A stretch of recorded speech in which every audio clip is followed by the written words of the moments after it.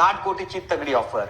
पण या ऑफरला रश्मिका मंदाना आणि विजय देवरकोंडानी चक्क लाट मारली आहे.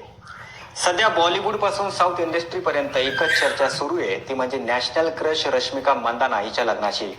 प्रसिद्ध ओटीटी प्लॅटफॉर्म नेटफ्लिक्सने या जोडीला त्यांच्या लग्नाच्या एक्सक्लुझिव्ह स्ट्रीमिंग हक्कासाठी तब्बल 60 कोटी रुपयांची ऑफर दिली आहे. पण मित्रांनो, या पॉवर कपलने नेटफ्लिक्सची 60 कोटीची ऑफर चक्क नम्रपणाने नाकारली आहे. सूत्रांनुसार विजय आणि रश्मिकाला त्यांचं लग्न कोणत्याही परिस्थितीमध्ये कमर्शियल करायचं नाहीये. त्यांना हा सोहळा अत्यंत खाजगी आणि फक्त जवळच्या व्यक्तींच्या उपस्थितीत पार पाडायचा आहे. आपल्या आयुष्यातील सर्वात मोठा क्षण विकण्यापेक्षा त्यांनी आपल्या प्रायव्हसीला जास्त महत्त्व दिलंय. असं वाटलं जातंय की गेल्या वर्षी या दोघांचा साखरपुडा पार पडला होता आणि येत्या 26 फेब्रुवारीला हैदराबादमध्ये रश्मिका आणि विजय देवरकोंडा लग्न करणार आहे. जरी अद्याप अधिकृत घोषणा झालेली नसली तरी चाहत्यांमध्ये मात्र मोठी उत्सुकता आहे.